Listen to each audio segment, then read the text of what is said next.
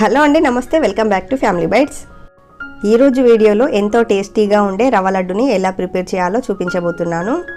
సాఫ్ట్గా, టేస్టీగా, పర్ఫెక్ట్గా వస్తాయి. సాధారణంగా పాకం పట్టి రవ్వ లడ్డు చేయాలంటే గట్టిగా వస్తాయేమోనని కంగారు ఉంటుంది, కానీ ఇలా చేస్తే మాత్రం గట్టిగా వస్తాయనే భయమే ఉండదు. చాలా సాఫ్ట్గా వస్తాయి, అలాగే టేస్ట్ కూడా చాలా బాగుంటుంది. చాలా ఈజీగా 10 నిమిషాల్లో ప్రిపేర్ చేసుకోవచ్చు. ఈ రవ్వ లడ్డుని చేసుకోవడానికి ముందుగా ఒక ప్యాన్లోకి 1/2 కప్పు దాకా నెయ్యిని వేసుకోండి. ఇందులోకి 2 టేబుల్ స్పూన్ల దాకా డ్రై ఫ్రూట్స్ని వేసుకోవాలి. బాదం, కాజు, కిస్మిస్ ఇలా మనకు నచ్చిన డ్రై ఫ్రూట్స్ని వేసుకోవచ్చు. ఇలా ఫ్రై చేసుకున్న డ్రై ఫ్రూట్స్ని ఒక బౌల్లోకి వేసుకుందాము. ఇప్పుడు ఇదే ప్యాన్లోకి 1 కప్పు దాకా బొంబాయి రవ్వని వేసుకోండి. మంటని లో ఫ్లేమ్లో పెట్టుకొని ఒక 2-3 నిమిషాల పాటు నిదానంగా ఈ రవ్వను వేయించుకోవాలి. ఈ రవ్వని మనం నెయ్యిలో ఎంత బాగా వేయించుకుంటే మనకు లడ్డు టేస్ట్ అనేది అంత బాగుంటుంది. ఇలా 2 నిమిషాల పాటు వేయించుకున్న తర్వాత ఇప్పుడు ఇందులోకి 1/4 కప్పు దాకా ఎండు కొబ్బరి పొడిని వేసుకోవాలి. ఇప్పుడు ఈ కొబ్బరి పొడిని, రవ్వని రెండింటినీ కలుపుకుంటూ లో ఫ్లేమ్లో మరో 2 నిమిషాల పాటు వేయించుకోవాలి.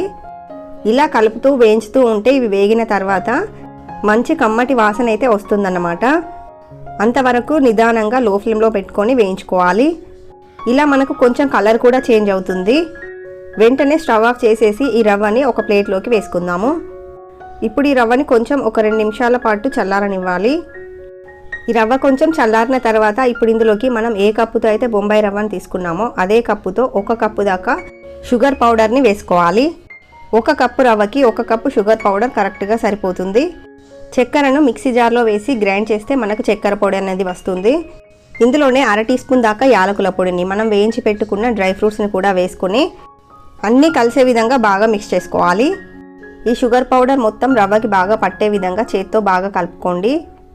ఇలా అంతా కలిసే విధంగా కలుపుకున్న తర్వాత ఇప్పుడు ఇందులోకి 1/4 కప్పు దాకా కాచి చల్లార్చిన పాలని మొత్తం ఒకేసారి వేయకుండా కొంచెం కొంచెంగా వేసుకుంటూ అంతా మిక్స్ చేసుకుంటూ లడ్డులాగా చుట్టుకోవాలి. పాలని చూసుకుంటూ యాడ్ చేసుకోండి. పాలు ఎక్కువగా వేసేస్తే జారుగా అయ్యే ఛాన్స్ ఉంటుంది, మనకి లడ్డూలాగా చుట్టుకోవడానికి రాదన్నమాట. చేతిలో పట్టే విధంగా రవ్వ మిశ్రమాన్ని తీసుకొని గట్టిగా ప్రెస్ చేస్తూ లడ్డూలాగా చుట్టుకోండి. లడ్డూలన్నీ కూడా ఒకే సైజులో ఉండేట్లు చూసుకొని ఈ లడ్డూలన్నింటినీ ప్రిపేర్ చేసుకోండి. అంతే, ఎంతో సింపుల్గా టేస్టీగా 10 నిమిషాల్లో ఈ లడ్డూని ప్రిపేర్ చేసుకోవచ్చు. ఎయిర్ టైట్ బాక్స్లో పెట్టి స్టోర్ చేసుకుంటే 10-15 రోజుల వరకు కూడా ఫ్రెష్గానే ఉంటాయి. ఈ టేస్టీ రవ్వ లడ్డూని ఈ విధంగా మీరు కూడా ఒకసారి ట్రై చేసి చూడండి. ట్రై చేసి మీకు ఎలా కుదిరింది అనేది కింద కామెంట్ సెక్షన్లో నాతో షేర్ చేసుకోండి. ఈ సాఫ్ట్ అండ్ టేస్టీ రవ్వ లడ్డు రెసిపీ మీకు నచ్చినట్లయితే వీడియోని లైక్ చేయండి, షేర్ చేయండి. మరిన్ని టేస్టీ రెసిపీస్ కోసం ఛానల్ని సబ్స్క్రైబ్ చేసుకోండి. Thank you for watching.